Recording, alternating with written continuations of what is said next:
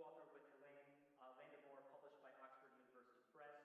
The books, there's a separate book that is for sale outside from out of here. Is it Why Not Capitalism?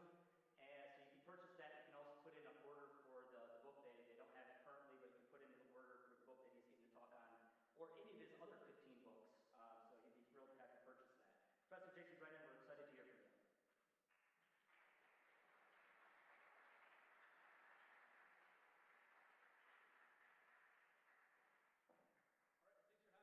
Good to be here in Middle Tennessee State, in the Nashville area. I have a couple guitars at the barn just about half an hour north, so maybe I'll buy another one while I'm here. We'll see. Midterms are coming up right now, and I'm here to tell you how democracy really works and what we might want to think about that. This is a talk about my sort of half of the book, Debating Democracy, with my enemy, disagreed friend, Elaine Landemore, but she's not here, so you can hear her half some other time, I suppose. So let's talk about how democracy actually functions. There's two big kind of theories out there. The one that you're taught in middle school and the correct one. And I'm going to teach you today the correct one. The one that you're taught in middle school, the one I like to call the sixth grade model, or popular sovereignty model, says something like this. People, when they vote, have a set of interests and goals, like things that they care about. And then what they do is they learn how the world works. They learn some facts about basic politics, they learn some facts about economics, they learn some poli-sci, they learn about law and criminology, not necessarily in a field or in a university, but they learn some basic things, and on the basis of that, they end up picking a party, and as a result, democracy gives people what they want. What if that's not true? If it isn't true, then it's going to change our way of thinking about democracy and what's good or bad about it, right? But really, this is the model that people have in mind when they think about democracy. They go, you care about some stuff. The environment, your friends, your cat, heavy metal, who knows, but you care about some things. And then you read, you learn, you find out what political parties want to do and so on, and you form an ideology, a set of political preferences. Maybe you prefer to have higher taxes or lower taxes, or you want more environmental protection or less. But you form some sort of set of policy preferences, and then the next thing you do is you go and you look at all the different political parties that are on offer, all the different groups out there that are trying to win your vote. And you find the group that perhaps best matches your vote, the one that best matches your ideas and your policy preferences, and you vote for them. Or alternatively, if they have no real chance of winning, maybe you'll go for the second or third best group that matches your preferences. But it's not just you doing that, everybody does that. We're all doing that at the same time. And at the same time, politicians are competing to get your vote in the same way that Hardee's is trying to get you to buy a hamburger from them instead of buying a burrito from Chipotle or something. They're offering you what you want, and you're shopping. We're all doing this at the same time, and then we vote come the election. Because we're doing that, the group that ends up winning, the people who end up in power, they might not represent the preferences of literally everybody, but they at least represent the preferences of the vast majority of people. And then, when they're in power, what do? They try to implement those policies. And finally, if they do a bad job of it, we vote the bastards out 4 years later, come the next election.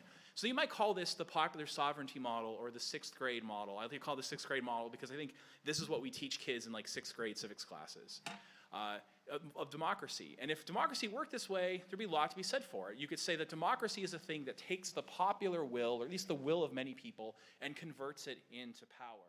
As my friend Paul Farvin says, popular opinion into power. That's the summary of that, though he doesn't think this model is right, and neither do I. What could democracy be doing instead? How else might it work? Well, maybe something like this.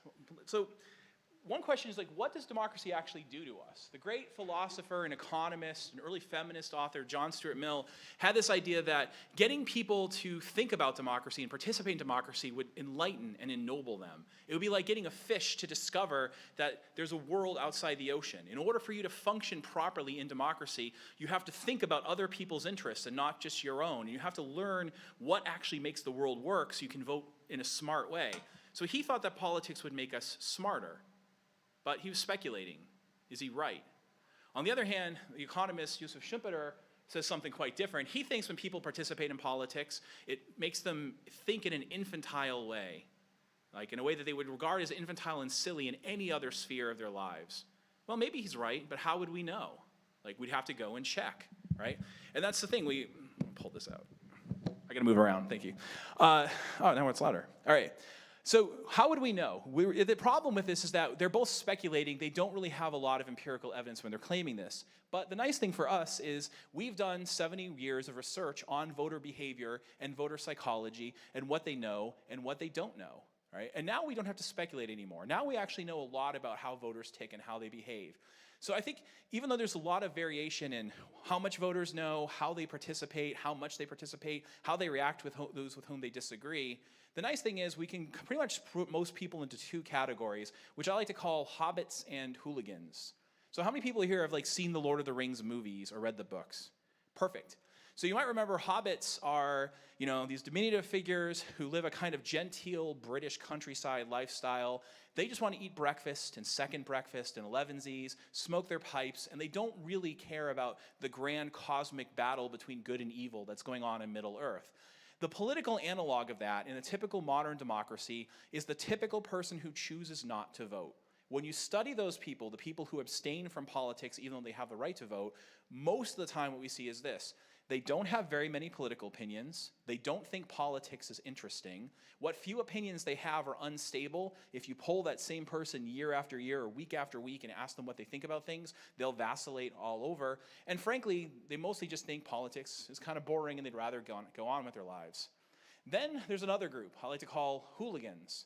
Has anyone here ever been to a soccer/football game in a country where people actually care about soccer/football? Okay. I have. I was in Brazil one time. It was amazing, right? They had to separate fans of either team from each other and couldn't let them interact because they might fight. I've been in Yankee Stadium wearing Red Sox gear, and it was fine, right? I was in Jacobs Field, which is no longer called that, during a playoff game against what was then called the Indians, where it was a 23-6 blowout in favor of my team, and it was fine. But you can't do that in Sao Paulo, Brazil. They'll fight you. If you think about sports fans, they're often pretty well informed. Right? They know more they can remember things about the team and their facts and so on. They have strong opinions. However, they're also pretty biased. So if you and I are, if you're a fan of one team and I'm a fan of the other and we're watching a game and the referee calls something against my team, I might be like, they're blind. And you're like, no, that was a good call. We're looking at the same information, but we're drawing different conclusions about it because we're biased to believe certain things. For instance, if you ask someone from New England about Tom Brady, did he inflate the football or deflate the footballs? What do you think? What do they say? No, they get the right answer. He didn't. I have a Tom Brady signed football on my desk in my office. But then if you ask people in the rest of the country where they're jealous of him, they're like, of course he deflated the football. Now, the truth is, I don't have any special inside knowledge about that. I didn't get to talk to Bob Kraft. I don't really know what happened. But we take the same bit of information, and we believe what we want to believe, given our background. What Mill was hoping would happen is if we get people to participate more in democracy and more in politics, they would effectively turn into Vulcans from Star Trek. I'm not a Trekkie, but I know a little bit about these guys. They're these ideally rational, dispassionate people that only believe what the evidence lets them believe. Right? If someone were a proper Vulcan, and imagine you have some political ideology, and I show you that you're wrong. A Vulcan would be like, thanks. Thanks for showing me that I'm wrong. How often have you heard people say, thanks for showing me that I'm wrong in politics? Has it happened ever?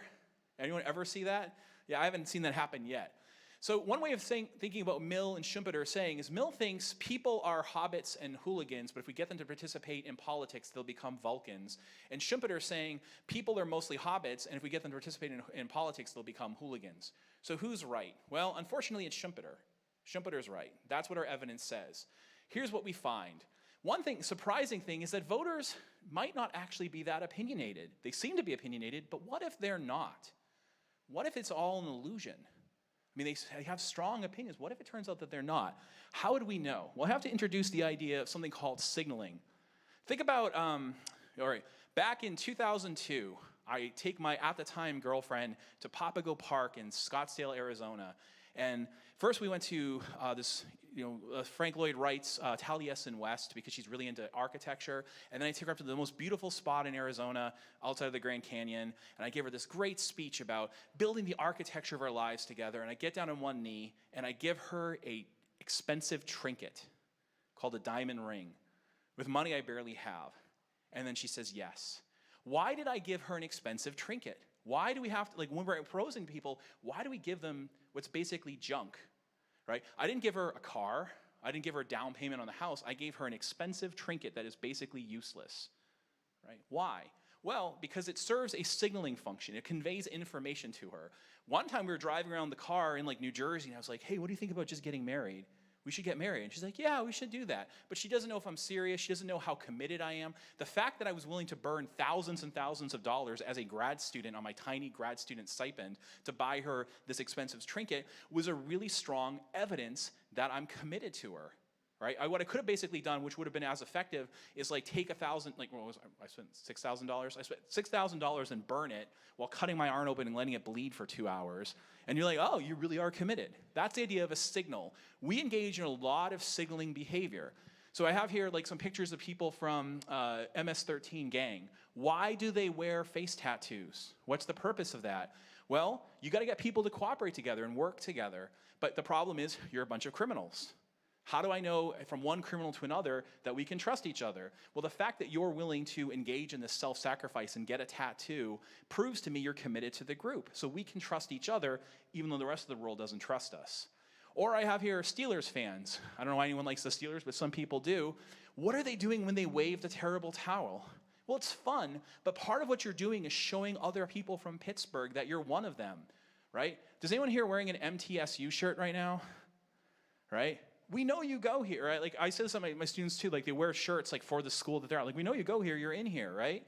What are you doing when you wear that shirt? Well, one of the things you're conveying is that you are a loyal member of this group, and it works. It means it's more likely I can trust you, more likely to be your friend. If I'm in New England, where I'm from originally, and I'm wearing Red Sox gear or Patriots gear, other people are more likely to befriend me or to do business with me or to hang out with me or just talk to me and be friendly, right? It serves to bring us together. So what if it turns out that politics is largely like that? We're engaging in kind of expensive signals to prove that we're the right kind of person, right? And that other people will like us more. So that's often called democratic realism. So as Kwame Anthony Appiah says, people vote for who they are, not what they want. Most people, when they're voting, are not voting for policy. They're voting to show they have the right stuff, that they're a member of the group. Seems implausible at first glance. Doesn't seem plausible, right? But I'm going to try to provide some evidence that this is true and then talk about what it means if it is true. Right? So basically, this is what's called the realist model or the Michigan model or a few other names in political science. The claim is something like this. A person basically looks around and goes, all right, I'm an artist. I want to show I'm an artist. Who do the other artists vote for? Oh, all the other artists are voting for the Greens. I guess I'll vote for the Greens. And then as an artist, when I vote for the Greens, the other artists are like, oh, cool, you're one of us. We like you more. We're more likely to be your friend. Or I'm, Southern evangelical. What do we vote for? Oh, we all vote for Republican. I'll just do that too. And then, oh, you're really one of us. Oh, I'm Boston Irish Catholic. We vote for the Democrats? Okay, cool, we'll vote Democrat. And the claim among realists is that for most voters, that's all that's going on. They don't actually endorse the politics of their party. They don't even usually know what the politics of their party is. They're just trying to show they're one of the gang. And how different groups, parties get attached to different identity groups tends to be a somewhat random process, right, with having little to do with politics itself and what the policies are. Now, some people, though, know a little bit more. And what they'll do is copy and parrot whatever it is their political party is saying today. So we often have this idea that people are doing things like, I'm pro-choice, therefore I'm going to vote Democrat. But the realist theory says it works the other way more often. The reason that you are pro-gun control is because you're a Democrat. You're not a Democrat because you're pro-gun control. You're pro-gun control because you're a Democrat. What they say is for some voters, what they do is they kind of look around and figure out what their party stands for and copy it, whatever it happens to be. Sounds kind of implausible at first glance. Well, I'll provide some evidence for it in a second. But to think of how this might work, imagine that football teams started endorsing different political positions. So don't imagine like the football teams are actually running candidates. Just imagine that they just start saying that they endorse certain positions. So the Patriots just say that they're pro-free trade. And the Eagles just say that they're against electric cars. And the Dallas Cowboys say that they're in favor of increased immigration. And the Seahawks say that they're in favor of war with Canada. They just start pushing out these political ideals. You might expect fans of those teams would start copying whatever it is their team says. In the same way that, I'm going to root for whoever is wearing the quarterback uniform this coming Sunday for the Patriots. I don't know who it's going to be. It could be a lot of different people. Whoever it is, I'm going to root for that guy. I don't really care who it is, but if he's on my team, I want him to win. You might think that like if they start endorsing politics, people would just copy it. Well, what if that's what's happening with political parties themselves? People are just parroting what their political party says. You know, you have an identity, sense of your own identity, your identity group is attached to a political party, you always vote for that party, and then afterwards maybe you find out what the party stands for and you convince yourself that you agree with it too. Why think that that might be true? Here's some things that are puzzling about political behavior that make more sense in this model than others. One is the convergence of people's beliefs. Why is it if you believe one thing, you'll say you believe a bunch of other things? So for instance, imagine over here I have a person who is in favor of gun control. They want more gun control. What does this person think about abortion? Should it be legal or not? Yeah, they think it should be legal. What does this person think about global warming? Yeah, it's bad and we should do something about it. This person who's in favor of increased gun control, what do they think? Should the federal government spend more money or less? More. Those things have nothing to do with each other. They're completely independent things. But nevertheless, if you believe one thing, you probably believe all the other things, which starts to suggest that you're just going along with whatever your party says. Now, there's an easy rejoinder to this, which I've heard before. This is what my mother-in-law says in response. She goes, no, you don't understand. The Democrats, they converge on being correct. They're just right about everything. So you mentioned a Democratic voter. They're just right all the time. All right, so let's say if you have a truth-tracking device, you'll converge on all the unrelated true beliefs. But then why does it work the other way for the other political party? Why do they converge on all the opposite views? She's like, oh, the Republicans are stupid. No, it's because you're just copying whatever your party says. But that's not perfect evidence yet, just some, right? Another thing that is puzzling is the incongruence between people's attitudes, what they say and what they do. So for instance, in my neighborhood, where I live in Northern Virginia, right about there. I was going to jump up and hit that, but I didn't realize there's a gap. So good thing I didn't jump. Right about there. All right. So pasted around my neighborhood is that sign that says, in this house we believe Black Lives Matters, women's rights are human rights, no human is illegal, science is real, and love is love. Now some of my neighbors are kind of jerks. I don't know if they really believe the love is love part. But let me tell you, the reason I have this map underneath it is red dots are from the Census Bureau, and they mean white people. Blue dots are from the Census Bureau. They mean black people. What do you notice about my neighborhood? A lot of white people. A lot of Asian people too. All right, like about 30% Muslim neighborhood. All right, so it's mixed. But the black people are all over there.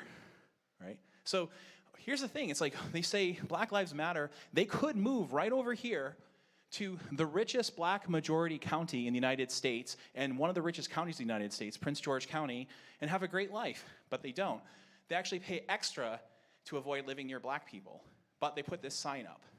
Also, they're not in favor of increased immigration and these other things. What about taking the other side? You know, someone like my parents might put this thing up, respect the flag, but they'll also put up the Blue Lives Matter flag. Well, according to the US flag code, that's a desecration of the US flag. But the people that are like, don't desecrate the flag, also love to hang that flag. Huh, that's weird. Seems like it's what they say and what they do are kind of different things. All right, but it gets worse. One thing is that people reason about politics in a really kind of biased and weird way that doesn't seem to be what they were doing if they were really trying to track the truth. So Dan Kahan, who's a professor of law at Yale University, did this interesting study to illustrate this, where he gives people a quiz, basically, to show how good they are at math and figure out who's able to do math and who isn't. Let's just say you're good at math and you're bad at math. And the quiz will be something like this. He goes, I want you to imagine the following data comes from a study. Just to be clear, this study is fake numbers. I've made these numbers up. This is not a real study. I'm simply asking you what the data would say if it were real. And it's about the efficacy of toothpaste. Some people can't do the math, and some people can. And the people who can do the math figure it out. They go, oh, these numbers say the toothpaste works. These numbers say the toothpaste doesn't work. Fair enough. So now he takes these same people over here who are able to do the math, and he makes it about a political issue. He's like, I'm going to give you a fake study with made-up numbers about the efficacy of gun control. And what happens is, the people who think gun control works, they read the numbers as saying gun control works, regardless of what the numbers say. And the people who think gun control doesn't work, read the numbers as saying gun control doesn't work, regardless of what the numbers say. So they're not even able to, he's already proven that they can reason through these numbers, but as soon as he puts a political tag on it, they're no longer able to understand it. Weird. All right, another study of interest, might be of interest for thinking about how people get hired at universities in particular. Iyengar and Westwood do a study looking at bias in how people treat resumes. So you might have heard, for instance, that there are studies that show the following. If you've got two otherwise identical resumes, and one has a white-sounding name and the other has a black-sounding name, the person with the black-sounding name will tend to be rated lower. Have you heard of these studies before? Yeah. They did the same kind of thing for political party identification. They have resumes which they've already had independently assessed that show this resume would be considered stronger than this, and it's for a job where people's political preferences have no relevance. But what he finds is that once you code it by saying like this person was a member of the Young Democrats or a member of the Young Republicans, people no longer care at all about the quality of the resume itself. The only thing that determines whether they get hired or not is their political preference. Democrats overwhelmingly will hire Democratic people, and Republicans will overwhelmingly hire Republican people. It's starting to look like kind of tribal behavior. That's interesting. Well, what about, like, why think that they're not that beliefful? Well, one reason is because when you go and actually poll people, it turns out they don't really have very many political opinions.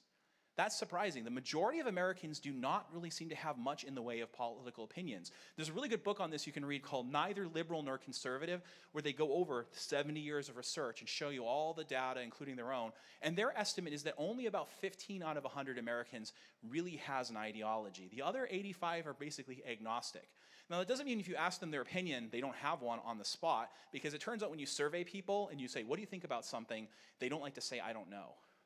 But what they did was, and actually some of the very first studies in political scientists were doing about voter behavior on this, they'd ask voters in the 1958 election, what do you think about these key issues? They asked the same voters in the 1960 election, the 1962 election, the 1964 election for their policy preferences, and the relationship between their views in any given year was completely random.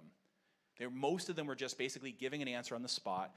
And then one thing that shows even further evidence of this is you can survey people and ask them their opinions about things. What do you think about this political issue?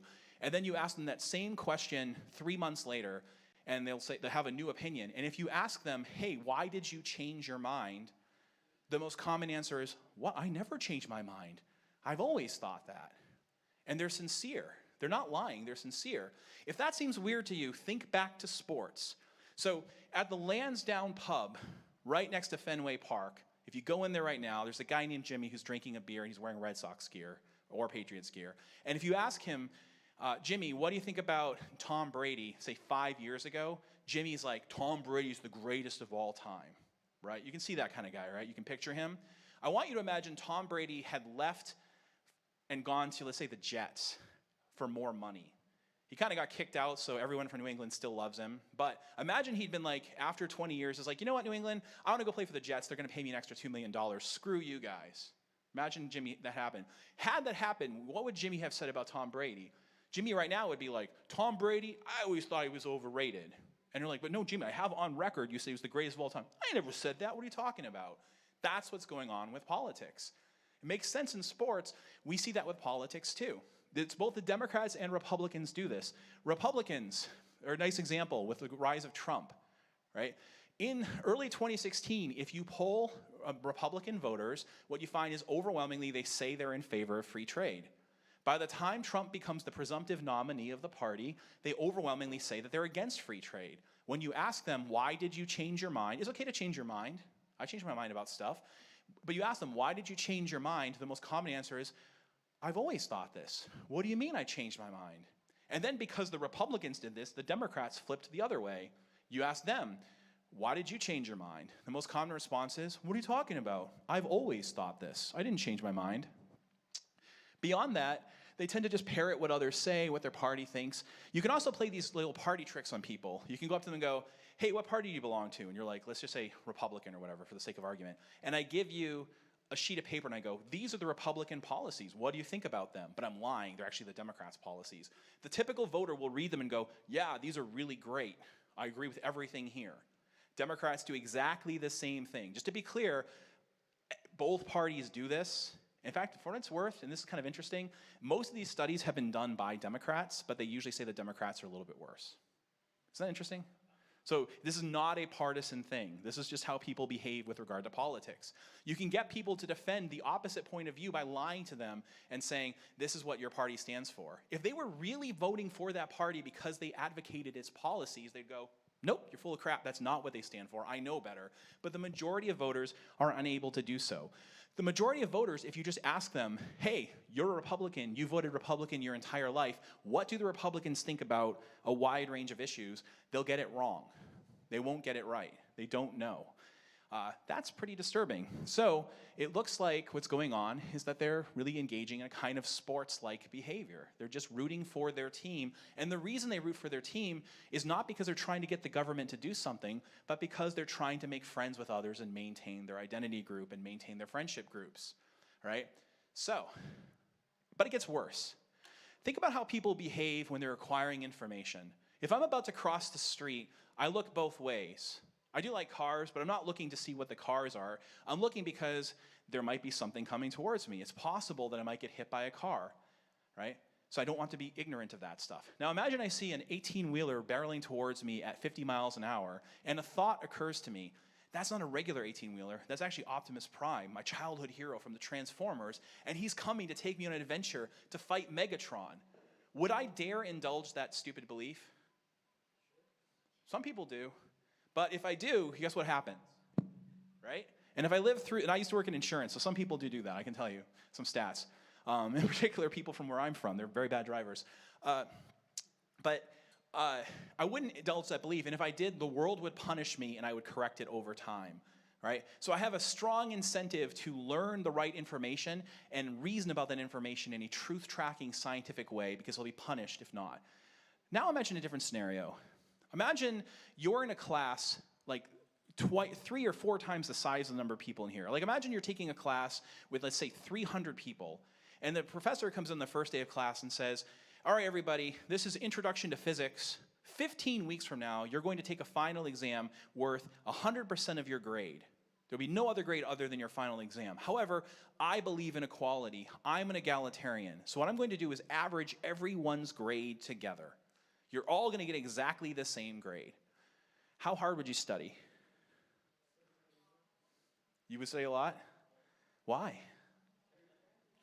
Yeah. Raise the class average. Okay. I can do the math if we make it 1,000. Imagine that everyone else takes the bait and goes, I'm not going to bother study, and the average grade is a 30. Imagine there's 1,000 people in the class and you're one of them. The average grade will be a 30, and you study really hard, and you get 100 on the exam. That will make the grade go from a 30 to a 30.7. Still want to study? Probably not. In fact, when economists have tried studying this and testing this, what you find is people don't learn anything. They remain what we call rationally ignorant. They do not learn the facts. It's not because they're stupid. It's not because they're idiots. It's because the incentives are perverse. We can see other examples of this. When you go to Europe, people commonly speak English as a second language very well. In the Netherlands, pretty much everyone speaks English. In Sweden, pretty much everyone speaks English. Why? Here's a hypothesis. Europeans are better than we are. You think that's it? What's really going on? What is it?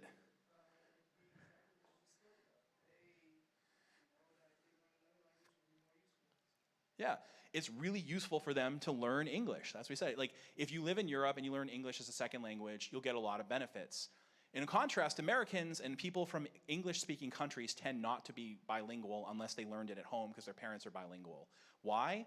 Well, because, especially around here, like I can go 3,000 miles and hardly ever encounter anyone who doesn't speak Spanish. I took 4 years of Spanish in high school, and it took me until like 2004.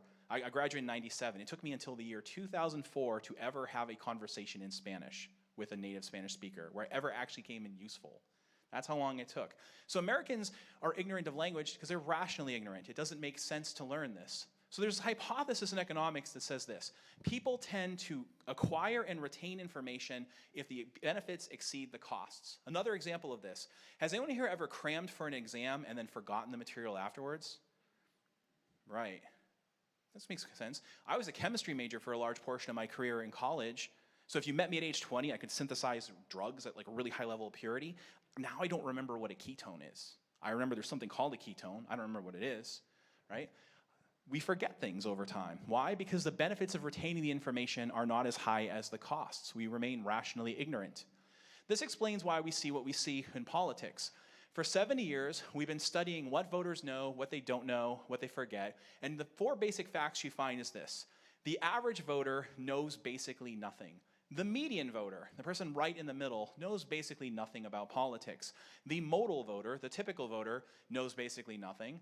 However, variance is high. Some people know quite a bit, most people know nothing, and some people know actually less than nothing. So if you imagine this thing called the American National Election Studies, giving people a quiz every 2 years about what they know about politics, just basic political facts, not economics, not any of the stuff I'm covering here about political science, not sociology, not criminology, just basic stuff like, do you know who your congressperson is? Most Americans don't know that. Do you know, like I know my congressperson because he lives down my street, but if he didn't, I wouldn't otherwise know. I'm actually here to talk about political science, like the rational ignorance, and I'm not really sure if I can remember who my senator is, right? Not even me. I'm like, who is it again? Is it Warner still? I don't know. You ask people like, what do they know? And you give them a quiz, like on very basic things. About 20, you take the top 25% of voters, they get like a B+ on this quiz. The next 50% get about a fourth of the answers right, and it's a multiple choice test with 4 answers. So we actually don't know if they know a quarter of the answers or if they're just doing what would happen if like you had like apes pressing buttons, if you're just guessing. The bottom 25% actually do worse than chance. So for instance, in the American National Election Study in 2000, they asked voters, who's more liberal, Gore or Bush? Who's more liberal, Gore or Bush? Gore, yeah, you guys are in here. You're the elite, by the way. Like the fact that you're here statistically means you're more elite about this stuff. So it turns out a whopping 57% of Americans got that right. 57%. These are people who are voting, by the way. The non-voters are not even polled in this. But then they ask them follow-up questions. Okay, one's more liberal than the other. What does that even mean? Who's more in favor of increasing the size of government? Who's more in favor of rights for minorities? Who's more in favor of environmental protection? Who's more in favor of lower taxes, et cetera, et cetera? And the majority of people didn't know the answer to those questions. So basically they're like, a little bit more than half of Americans are like, I know this word liberal is supposed to attach to this person, and I can't tell you what any of it means. The bottom 25% of voters, however, got those questions systematically wrong. They actually did worse than chance on the quiz, right? They would be better off just guessing. Weird, right? Other examples. Most Americans cannot identify any congressional candidates from their district. It's actually a puzzle in political science why incumbents keep getting reelected, because people don't usually know who the incumbents are. Most Americans don't know what their party has on their platform. In 1964, 2 years after we almost had nuclear war with Russia, they asked Americans as part of the studies, hey, is the USSR part of NATO? You know, NATO, the thing created to contain the USSR, is the USSR part of that? Most Americans don't know the answer. In 2004, only about 40% of Americans claimed that they read or knew anything at all about the Patriot Act, but if you actually ask them questions about it, it turns out that a lot of them are exaggerating, they don't know at all. Right before, during Bush's presidency, the second Bush, he expanded the welfare state more than any other president had since Johnson. Most Americans were not aware of that. Year after year, that's what we find. Since we've started studying what voters know, we find they're overwhelmingly ignorant, and even now they still are, despite the fact that we have these devices on our pockets which give us access to almost all the information in the world for free instantly. You could Google this stuff, and people still don't know it. They were ignorant then, they're ignorant now. They haven't gotten worse, but they haven't gotten better.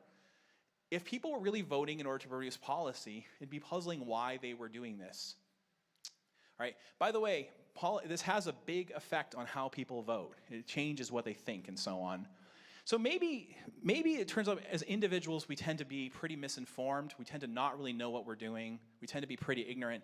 But maybe it turns out we're smart in groups. That's a possibility. Has anyone ever heard of this experiment? Like if you ask people, you put up a jar. This is something you can do in a class. It's really easy. Like get a jar of jelly beans and have people guess how many jelly beans are in the jar.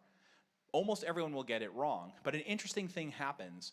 The more and more people you have guess, if you average their guesses together, they tend to get closer and closer to the truth. So you might guess 900, I might guess 100, but people guess all over, and you average all of our guesses together, and the more and more people we add, the closer it comes to being right. So this is a case where the group as a whole is pretty wise. The group as a whole can guess the number of jelly beans in the jar, even though every individual in the group does not know very much. There's other things like that as well. This will be an example dear to the economist's hearts. If anyone has a number 2 pencil with them, That thing is a miraculous object because literally no one in the world knows how to make it. There isn't a single person alive today who knows how to build that number 2 pencil, and yet we make them cheap and easily. So as a group working on the market, we're really smart, despite as individuals we're quite dumb. So maybe democracy could work that way. Maybe we're smart as a collective despite being misinformed as a group. However, for this kind of thing, or other example of this, by the way, there's this really cool theory from a guy named Marquis de Condorcet who says, well, what if, voters are kind of like coin flips, but they're weighted one side or the other. They're a little bit weighted towards heads or a little bit weighted towards tails. And we give them a question with one of 2 answers. Well, if voters are on average just slightly better than chance to get the right answer, then the more voters we add, the more likely it is the group as a whole gets the right answer. On the other hand, if they're slightly worse than chance to get the right answer, the more we add, the more likely it is they're going to get the wrong answer. So this could be another case where people are smart as groups. And there's a few other theorems like this. There's one called the miracle of aggregation. It says, look, it doesn't matter if people know anything, because if they're ignorant, they're going to vote randomly. So like, suppose we have 100 people in this room, and you guys are the only 2 informed people. Being informed, you know that this candidate is better than that candidate. They're completely and totally ignorant. They know nothing. Well, the thought is, because they're completely and totally ignorant, when they vote, they're going to vote randomly between this person and that person. They have no reason to prefer one to the other. So this person will get 48 votes, this person will get 48 votes, but then you two, the 2 informed people, vote, and you pick the better guy. And voila, democracy functions as if it were smart, even though only a small number of people know anything. So that would be cool if it were true. However, unfortunately, I'm going to be the bearer of bad news again. We've studied this and it doesn't work that way. And the reason it doesn't work that way is because for these kinds of theorems to work, people have to be independent. They cannot simply be following what other people say. They can't just copycat what others are doing. But as you probably noticed, if you've ever interacted with anyone in politics, they do copycat what others say. They do follow other people's behavior. So if you see your friends are voting one way, you're more likely to vote that way. If your party says it stands for something, you're more likely to do it. So in fact, rather than errors averaging out or canceling each other out, we find that they compound each other. Republicans do what Republicans do, Democrats do what Democrats do.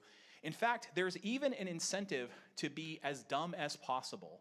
I've been saying that when it comes to politics, people are often kind of dumb about how they reason about it. That's the point. And it's the same reason it's the point that the engagement ring had to be expensive, right? You need it to be expensive. Imagine, just to illustrate this idea, that suddenly diamonds are cheap. You can get a diamond ring for a real diamond ring taken out of the ground for $10. It wouldn't be like, oh great, now engagement rings are cheap. People would stop giving out diamond engagement rings and they'd substitute a different stone, like an emerald. It needs to be expensive to do the work. Similarly, for the MS-13 gang members, you need them to be face tattoos for it to do the work. There's a reason it's a face tattoo and not just a tattoo where no one can see it. It's a public proof, you are incurring a cost for our group. Similarly, when it comes to sports, you can get rewarded with your sports fandom by being kind of an idiot about sports. So let me go tell you about Jimmy down at Lansdowne Pub again. Jimmy, whenever he sees any call against the Red Sox or the Patriots, he always says that it's unfair. Right? It could be the kind of thing where someone's sliding into home plate, let's say home plate's right there, and he gets tagged over here. And he could get up and go, yep, I'm out. Jimmy, he's such a Red Sox fan, he'll be like, he was clearly safe. Why would Jimmy talk that way? Well, the funny thing is when Jimmy says that, the rest of us Red Sox fans are like, well, he wasn't, but you know what? Jimmy's a good guy. He's really one of us. He really cares. The stupider the thing is you believe, or the more extreme it is, the more you're a member of our group. Even if we think you're wrong, we kind of look up to you, well, you're really pure, your heart's in the right place. So when it comes to politics, this kind of signaling, we get almost into an arms race. You take a small niche group, say libertarians, and they're going to be like, I'm the most libertarian. I won't even interact with non-libertarians. My cat's named Ayn Rand, and I only buy stuff with gold. And the other libertarians might be like, that's kind of stupid. But their heart's in the right place, they're kind of pure. You get kind of rewarded for doing this, right? This is why, by the way, faculty groups tend to be so crazy, because this is what we're doing, right? So, yeah, it's not true. All right, well, so democracy maybe doesn't work exactly the way that we think it does, but maybe there's other redeeming features of it. One thing that people will say is at least what's good about democracy is that it's fair. It's the most fair system. You know, it's not biased towards any particular group. But that's not really true, is it? It is kind of biased in various ways. Imagine your name is like Hussein Mohammed, like, or something like that, and you will try to become president of the US. What are your chances? Not very good. What if your name is Kennedy? Much better. What if you're rich? Pretty good. What if you're poor? Not so good. What if you're ugly? Not very good. What if you're attractive? There's actually a study on this, by the way. Political scientists took a bunch of pairs of photographs and showed them independently to people and said, who's the better looking person? And then it turned out, unbeknownst to the people taking this test, that these were congressional candidates that run against each other, and 90% of the time the better looking person won. So it's not really fair. If we really cared about fairness, what we would do is have random allocation. If we actually cared about being fair, what we do is like, all right, we're going to flip a coin, or we're going to roll some dice, and congratulations, you have been elected president by dice, right? Congratulations, you're now senator. That would be a fair system, but it doesn't really work, and people don't think it would work out well. But that would be more fair than voting. How much time do I have, by the way? Sorry, I'm losing track. Couple more minutes, great. So what should we do about this? There's all sorts of problems about this. What should we do? How should we fix it? All right, here's some ideas. One is we might just say the following: this is the best we can do. Democracy, for all its flaws, works better than every other system that we've tried, so we just have to live with it. Another thing we might do is consider actually trying different methods of democracy. You know, my friend Brian Kaplan says what we should do is this. 6 weeks before the election takes place, the government has something called the National Voter Achievement Exam. It's totally optional. You show up and you take a quiz of basic political knowledge. If you get a good score on the quiz, between like a 90 and 100, you get a $1,000 tax credit. If you get a score between an 80 and a 90, you get $500. Between 70 and 80, you get $100, and under 70, you get nothing. You literally just bribe people to know something. It works. There's evidence that this works, and it would probably change the outcomes in politics. All right? There are more radical proposals. Some people say, well, if the people are not very smart, maybe we should have government do less. Or maybe we should have bureaucrats do more. I'm not a big fan of that because I live in the DC area. So when people are like, bureaucrats should have more power, I'm like, you mean Bob? That guy? Like, he can't even keep his lawn clean. You want him to have more power over them just because, like, I don't know. So I don't find that very persuasive because the government, I live in the government, and I don't like those people. They're fine. They're good to go to parties with, but they're not that smart. Another possibility might be what my friend Alex Guerrero at Rutgers recommends. Maybe we should actually do the lottery system. Maybe we should randomly select 500 Americans and put them in charge of certain things and pay them to just run certain things for you. Like, congratulations, we've randomly selected you, and for 3 years, you are going to be the ones that decide foreign policy. And we're going to pay you to learn stuff. I don't know if that will work, but it's an idea. Another possibility was maybe we want to do like a weighted voting system of some sort.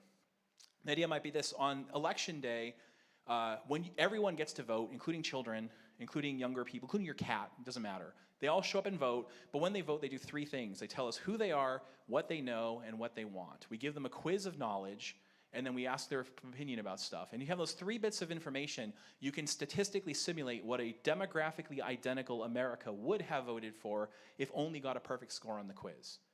But that's a pretty radical proposal. Some people say what we need to do is have more foot voting and have more federalism and have more devolved government, where government is put down at a low level rather than a national level, because it makes it easier for people to understand what government's doing and how to actually vote well on that. These are all a bunch of different ideas. They all have their pros and their cons. But the important thing to walk away from this is to remember, democracy probably does not work the way you think it does. The story that we're told is people know what they care about. They vote for a party because they support the party's politics, and as a result, government gives people what they want. What Aiken and Bartels and others who in this field say is, elections are closer to being random phenomena. They're not really the way in which the people get what they want. They're effectively a random event. So, what do we do about that? So thanks very much for listening, and I'm happy to take questions and comments and criticisms.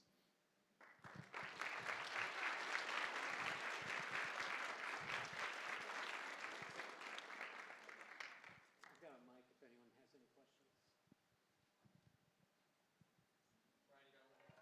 Okay.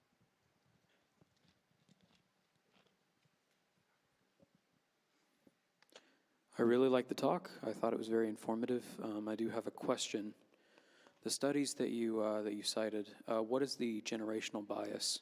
Because I imagine that how you consume your news is going to affect the amount of knowledge that you know. I would guess that younger people are going to be more informed than their parents would be. I would guess. I don't have any knowledge, but that's what my gut tells me. What is the generational summary statistics of the studies that you used? Yeah, great question. Part of the issue is what you're going to count as informed. You know, because if we thought maybe like the price of college or the price of milk, if we think that's relevant, then you'll get different results. But if you take sort of what might be seen as a pretty obvious set of things, like, do you know who your congressperson is? Do you know who the president is? Can you tell me something about the like, if I say the First Amendment, can you tell me what that is? Do you know the size of the federal budget roughly? Do you know roughly the unemployment rate? Those sorts of statistics, which maybe those are not the right things to know. But if you think that's plausible for stuff that voters should know, this is what you tend to find. And this has been a persistent result since people have been studying this. Information looks like this. Young people are very ignorant, and as they get older, till about 45, they get more and more informed, and then it drops off and they become more ignorant. So generally speaking, the age bias is middle-aged people know the most about basic politics.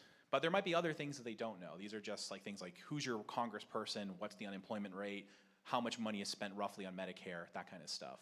So generally speaking, middle-aged people know more than very young people or very old people. That's the overall result. If you want to get a good summary of this, well, this is a little bit out of date now, but there's a book called What Americans Know About Politics and Why It Matters, and that has like tons of stats on that. And even though the book is pretty out of date, the more recent studies say exactly the same thing that one says.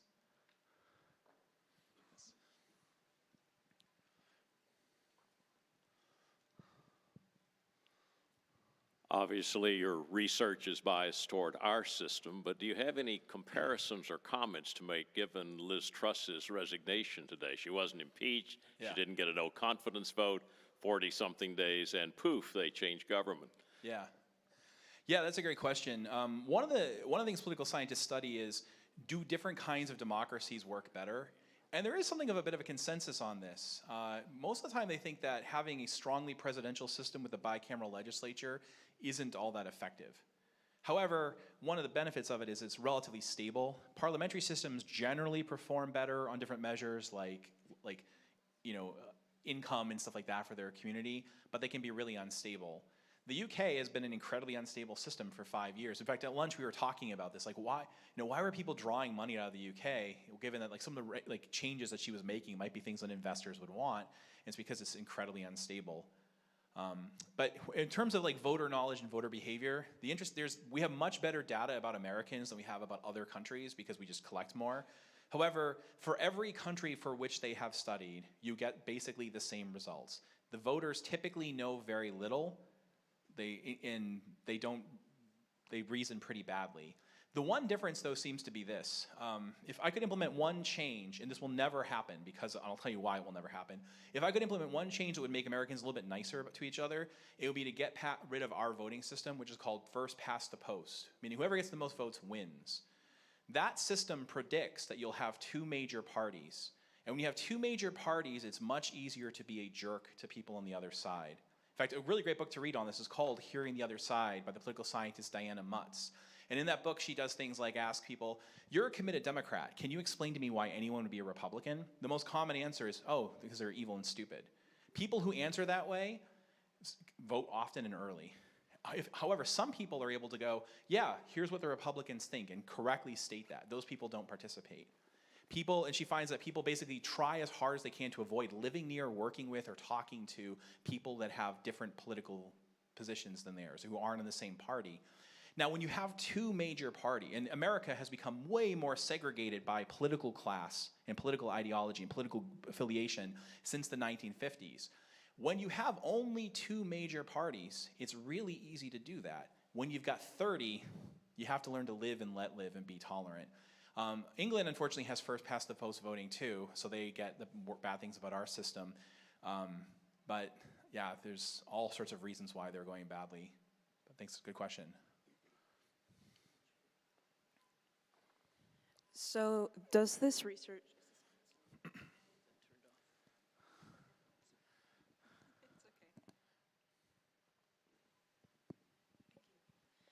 So does this research focus mostly on Republicans and Democrats? And if so, is there like any major research towards like third party people, like the voters, and like how informed they are about their parties? Yes, great question. People who vote third party, niche parties tend to be much more informed than general voters.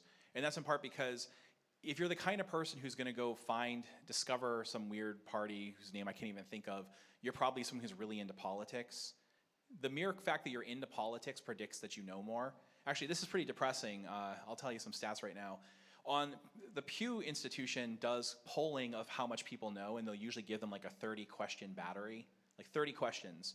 Typical score on that's really low. Going from getting a high school diploma to a bachelor's degree predicts you get 1.5 extra questions right. 4 years with me, talking about this crap, and they don't learn anything, right? That's it. That's it. However, if you ask people, do you think politics is interesting, that predicts they get an extra 13 questions right. So part of it is the people who join those parties are political nerds. They're just really into politics, and they tend to know a lot more. They consume it. They also, however, the unfortunate thing is they tend to be, because they're really into politics, they tend to be super biased. So they reason about politics in a pretty unscientific way, but they'll know a lot more about the basic facts. Yeah, so that's sort of the summary. Basically, this is sort of what you find in politics. You have people who know nothing, but they don't really reason that badly about it because they don't care enough to, or people who know quite a bit, but they reason very poorly because they're super biased and want to be right all the time. And you don't find people that are like kind of doing like informed, but also good at reasoning in general. Yeah, great question.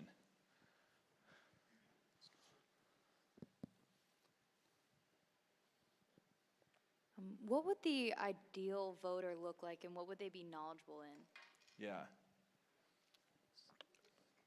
That's a great question, because anything I list, I mean, one way of putting it is, whatever you think the ideal voter should know, they probably don't know it. You know, that's an interesting thing. It's like, because people are like, what about your particular list? Is it a good list? You know, because I might be like, I think they should know who their congressperson is. If you're going to vote for your you have to know who they are and what they've done. Most people are like, yeah, that seems about right. You should probably know something about what the government does. That seems about right. But then there's other stuff like, should they know the price of milk? Should they know the price of daycare? Should they know some stat, like what it's like on Main Street right now? These things are a little bit harder to know, like what really counts.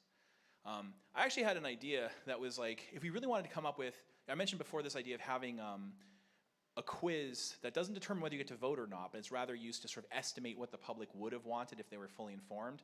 And one question was, how do you come up with that quiz? And my idea was like, what if we like just literally randomly get like 500 Americans and have them write the quiz for us? And I think they would actually come up with really good questions. Oddly, they would come up with questions they don't know the answers to, right? And we know this because in fact we study. We can ask Americans like, what do you think someone needs to know to vote well? And they'll say things like, I think they should know the crime rate. Cool, do you know the crime rate? No. I think they should know who the president is. Americans know who the president is. They should know where the countries we're currently fighting are on a map, but they don't know that. They should know how much the federal government spends on this or that, which they don't know. So I would literally, I think if I had to like come up with a list of what is a good voter, I would actually give it to the voters and ask them and go, what do you think counts as a good voter? And I think they'd give me a pretty good theory of what it is to be a good voter, but they themselves wouldn't know the answers to that question on that list.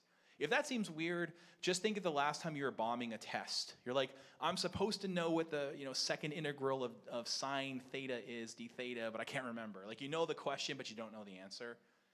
Yeah, so I hope that's sort of satisfactory to you, but there's lots and lots of things, like particular knowledge, local knowledge, social scientific knowledge. I do think they should know more than just the basic facts.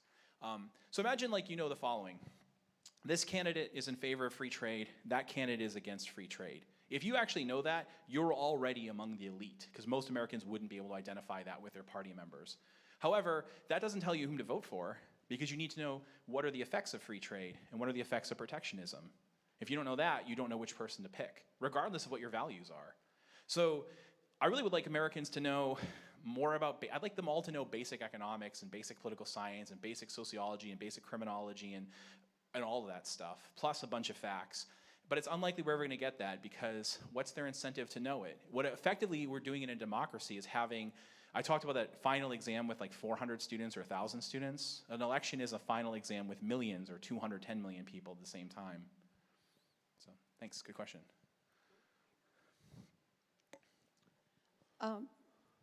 Don't you think that the founding fathers anticipated the ignorance or a lack of engagement of voters when they wrote the Constitution to give a set of strong policies that were enforceable if you have an honest government and don't just ignore those principles.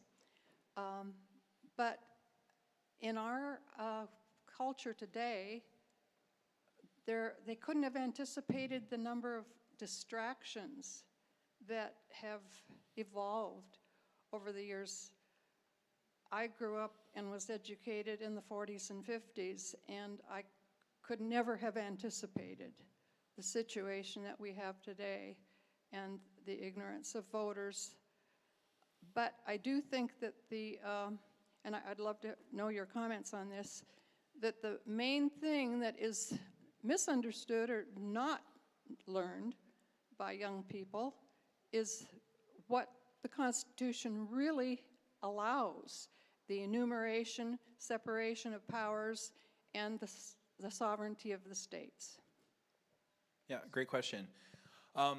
You're absolutely right. The founding fathers did not have like a strong faith in like the wisdom of the crowd or the wisdom of the average person with regard to these things. And it's gotten, and really when they designed the Constitution, things didn't even work the way they thought. Like, just to give an example, if you look at the text of the original version of the Electoral College, this is what they expect was going to happen. It had a bunch of rules about you had to send forth a couple names to Congress, and they really thought what was going to happen was there would never be an election directly of a president, and no one would ever win a majority, but rather the states would tend to vote for people from their state, and they thought that maybe 5 names would get passed forward to the House of Representatives, and the House of Representatives would in turn pick the presidency. The actual purpose of the Electoral College was to serve as a search committee for the presidency for the House of Representatives to then pick the president, which is what happens in a lot of other countries. In Canada, you don't vote for your prime minister, you vote for your party and they select the prime minister. Our high school friends have to leave now, unfortunately, so thank you for coming. No worries, but thank you for coming. But thanks. But it never worked that way. And what they couldn't have anticipated is what you're saying. You're right. The task of governing was hard in 1789. The amount of stuff the government does now is much more. Regardless of what the Constitution says it's allowed to do, it does a lot more, right? So the task that's before us of what it is to be a governor is much, much harder than it was in the past. What it takes to be well-informed in 2022, when the size of the U.S., all the U.S. governments together is $7.3 trillion, and the Federal Code of Regulations is about 187,000 pages long, and the government does a ton of stuff, it's much harder to be well-informed now than it was in 1789, right? So they would agree with you, I think, that it's just gone to be harder and harder and harder to be good at governing. In fact, I would go so far as to say you can't be good at governing anymore. It's just too damn hard for human beings to do. Really, our Congress people, like, think about both Justin Amash and AOC a few years ago, like, were on Twitter and they said, we just got a bill to vote on that's 5,000 pages long, and we have to vote on it in 2 hours. We are supposed to be the people writing the law, and we have no idea what the bill says. The people who wrote the bill don't know what the bill says because it's really a committee of hundreds of different people who added different things together. No one knows how to govern anymore because it's too big and too hard to do. If anything, what it is to be a good governor at this point is to think about how do you govern when you know you're incompetent to govern. So yeah, I agree with you. They wanted to limit it in part to make it easier. They wanted the process to be slow. They deliberately, like James Madison deliberately wanted the Constitution to slow down the pace of politics because he thought people get angry and impassioned, and then if we just give them, if it just takes them a while to pass any rules, cool heads will prevail. But now politics is fast. So you're right, the Constitution didn't lead to the results that they anticipated, and that's part of why we're having this issue. I think we got time for one more question. Anything else?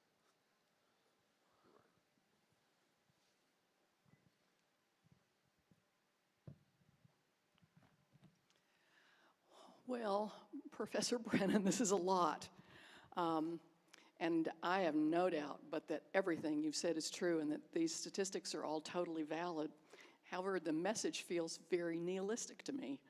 And I'm wondering, because you know that college students have very low voting percentages. Conversely, in your private university, voting will be much, much, much higher than in our public university here in Tennessee, because that's also one of the socioeconomic breakdowns of student voting. Voting has already started here in the state of Tennessee. It started yesterday, as a matter of fact, and we work hard to get our students at the polls. Do you think this undermines that opportunity and possibility for these young citizens to step out and express themselves, rather than sort of having them inculcate the ideology that, once again, my vote really doesn't matter? Yeah. For what it's worth, I'm trying to get less of the Georgetown students to vote.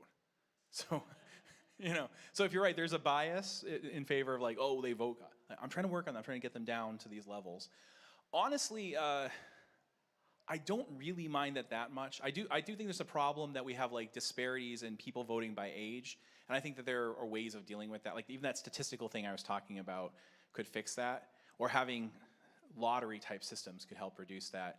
But at the end of the day, I'm actually not super worried about people not voting. And the reason is because I think that we have better things to do with our time that make a better contribution to society than voting, right? I was having a debate with Susie Dovey, who's a political theorist who really loves voting a lot. And during the debate, I literally picked out my phone and I donated $100 to Sight Savers. And I said, having donated $100 to Sight Savers right now, I will cure 2 people of blindness from trachoma. That is more good than I will do with all of my votes over the course of my lifetime, no matter how much I vote. That matters, right? So we have to think about what else could you do with your time. If you really want to, the average person is going to do a lot more for their country by fixing motorcycles than they are by voting. I think it's important that enough people vote.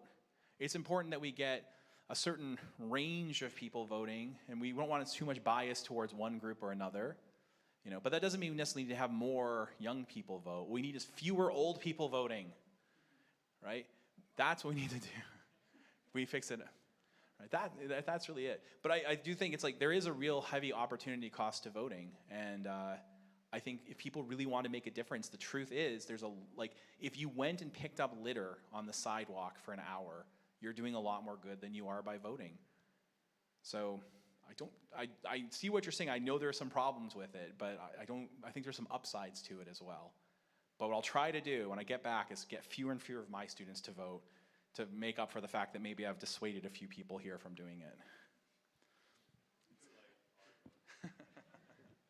All right, that's everything. Thank you all for attending today. We hope you enjoyed the presentation. And please visit our website at mtsu.edu/Perry. We've got another event planned in February that we'll have more information about soon. So thank you again for coming out.